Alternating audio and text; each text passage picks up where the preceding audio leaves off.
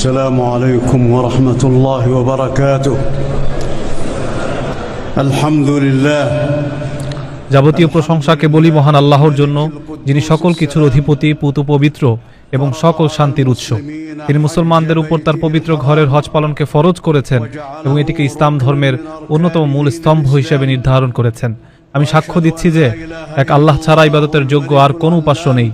তিনি সর্বময় ক্ষমতার অধিকারী এবং সব বিষয়ে সর্বজ্ঞানী। আমি আরও সাক্ষ্য দিচ্ছি যে আমাদের নবী ও নেতা হযরত মুহাম্মদ সাল্লাল্লাহু আলাইহি ওয়াসাল্লাম তার প্রেরিত বান্দা ও রাসূল এবং সমগ্র সৃষ্টির মধ্যে সর্বশ্রেষ্ঠ। নবীজি, তার পরিবার পরিজন, সাহাবায়ে কেরাম এবং তার আদর্শের সকল অনুসারীর উপর আল্লাহর সর্বোত্তম রহমত ও পরিপূর্ণ শান্তি বর্ষিত হোক। হে মানব মণ্ডলী, আপনারা আল্লাহকে ভয় করুন, কারণ আল্লাহর ভয় বা তাকওয়ার মাধ্যমেই আখিরাতে মানুষের মুক্তি নিহিত। পবিত্র কোরআনের সূরা হজের শুরুতে আল্লাহ তাআলা বলেছেন, হে মানুষ, তোমাদের রবের তাকওয়া অবলম্বন করো, নিশ্চয়ই কিয়ামতের প্রকম্পন এক ভয়ানক ব্যাপার। যেদিন তোমরা তা দেখবে, সেদিন প্রত্যেক স্তন্যদাত্রী মা তার স্তন্যদানকারী শিশুকে ভুলে যাবে এবং প্রত্যেক গর্ভবতী তার গর্ভপাত করে ফেলবে।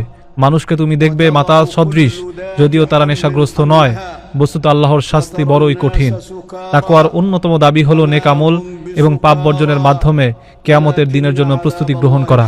আল্লাহ তাআলা বলেন, এসব এ কারণেই যে আল্লাহই সত্য এবং তিনি মৃতকে জীবিত করেন এবং তিনি সব কিছুর উপর ক্ষমতাবান।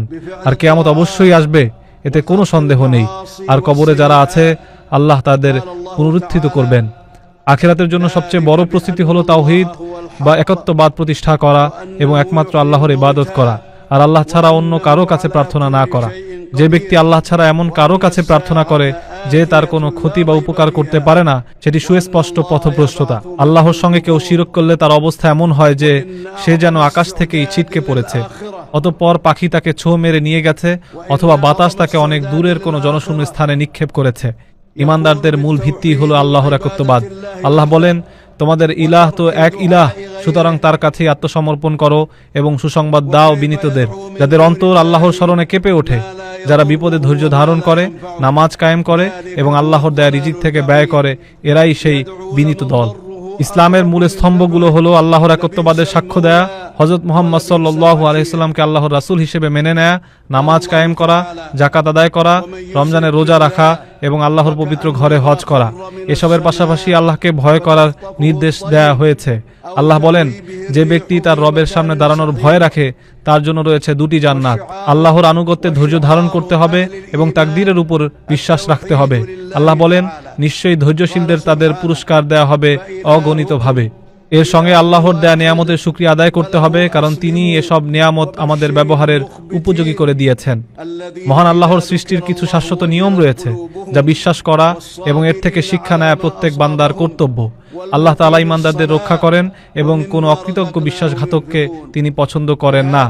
আল্লাহ তার সাহায্যকারীদের অবশ্যই সাহায্য করেন, কারণ তিনি সর্বশক্তিমান ও পরাক্রমশালী। ইতিহাসে এমন অনেক জালিম জনপদের কথা বলা আছে, যাদের আল্লাহ ধ্বংস করেছেন এবং তাদের বাড়ি ঘর, প্রাসাদ ও কুয়াগুলো বিরান পড়ে আছে। জালিমদের ছাড় দেয়া হলেও শেষ পর্যন্ত তাদের আল্লাহর কাছেই ফিরে যেতে হবে। মহান আল্লাহ তার বন্ধু হযরত ইব্রাহিম আলাইহিস সালামকে মানুষের মধ্যে হজের ঘোষণা দেওয়ার নির্দেশ দিয়েছিলেন। আল্লাহ বলেন, মানুষের মধ্যে হজের ঘোষণা দাও, তারা তোমার কাছে আসবে পায়ে হেঁটে এবং সব ধরনের কৃষকায় উটে চড়ে বহুদূর থেকে, যাতে তারা নিজেদের কল্যাণের স্থানগুলোতে উপস্থিত হতে পারে এবং নির্দিষ্ট দিনগুলোতে আল্লাহর দেয়া চতুষ্পদ জন্তুগুলো জবাই করার সময় তার নাম স্মরণ করতে পারে। দূর দূরান্ত থেকে হাজিরা এখানে সমবেত হয়েছেন কেবল আল্লাহর সন্তুষ্টি অর্জন ও সওয়াবের আশায়। তারা এই পবিত্র ঘর এবং পবিত্র স্থানগুলোর সম্মান রক্ষার্থে এখানে এসেছেন। আল্লাহ বলেন, পবিত্র মসজিদ যা আমি নির্ধারণ করেছি সকল মানুষের জন্য, হোক সে স্থানীয় বা বহিরাগত, যে ব্যক্তি সেখানে জুলুমের মাধ্যমে সীমালঙ্ঘন করতে চায়, আমি তাকে যন্ত্রণাদায়ক শাস্তির স্বাদ আস্বাদন করাবো। তাই ইবাদতের জন্য আল্লাহর ঘরকে সব ধরনের শিরিক ও অনাচার থেকে পবিত্র রাখতে হবে, শুধুমাত্র তাওয়াফকারী, রুকু ও সিজদাকারীর জন্য। হজের এই পবিত্র স্থানে সব ধরনের পাপাচার, ঝগড়া বিবাদ এবং রাজনৈতিক বা দলীয় স্লোগান সম্পূর্ণ নিষিদ্ধ। এখানে একমাত্র আল্লাহর প্রতি আনুগত্য এবং রাসূল সাল্লাল্লাহু আলাইহি সাল্লামের সুন্নাহর অনুসরণই কাম্য। যে ব্যক্তি আল্লাহর নিদর্শনসমূহকে সম্মান করে, তা তার অন্তরের তাকওয়ারই বহিঃপ্রকাশ। হজের এই বিশাল সমাবেশে মুসলমানদের পারস্পরিক সম্প্রীতি, ভালোবাসা, সহযোগিতা এবং সহমর্মিতা ফুটে ওঠে। ভাষা, বর্ণ ও দেশের ভিন্নতা সত্ত্বেও এখানে সবাই এক তালে ইবাদত করেন।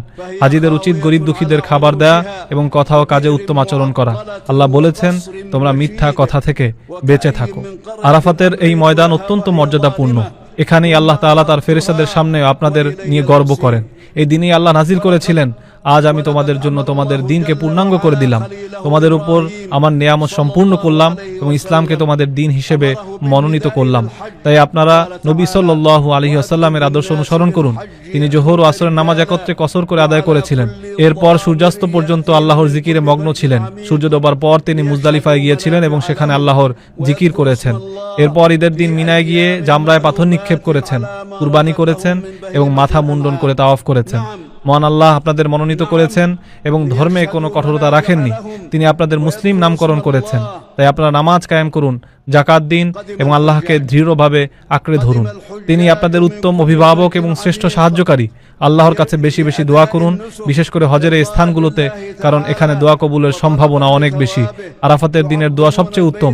নবীজি সাল্লাল্লাহু আলাইহি সাল্লাম বলেছেন, আমি এবং আমার পূর্ববর্তী নবীদের শ্রেষ্ঠ দোয়া হলো লা ইলাহা ইল্লাল্লাহু ওয়াহদাহু লা শারীকা লাহু লাহুল মুলকু ওয়া লাহুল হামদু ওয়া হুয়া আলা কুল্লি শাইইন কাদির। হে আল্লাহ, আপনি হাজীদের দোয়া ও ইবাদত কবুল করুন, তাদের কাজগুলো সহজ করে দিন, পাপ ক্ষমা করুন এবং তাদের নিরাপদে ও সফলতার সঙ্গে নিজ দেশে ফিরে যাওয়ার তৌফিক দিন। হে আল্লাহ, আপনি মুসলমানদের অবস্থাকে উন্নত করুন এবং তাদের সত্যের উপর ঐক্যবদ্ধ করুন। হে আল্লাহ, আপনি পবিত্র দুই মসজিদের খাদেম বাদশাহ সালমান বিন আব্দুল আজিজ এবং যুবরাজ মোহাম্মদ বিন সালমানকে আপনার পথে কাজ করার তৌফিক দান করুন।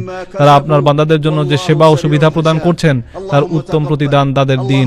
হে আল্লাহ, আপনি আমাদের দুনিয়া ও আখিরাতের কল্যাণ দান করুন এবং জাহান্নামের আগুন থেকে রক্ষা করুন। নিশ্চয়ই আপনি দ্রুত হিসাব গ্রহণকারী।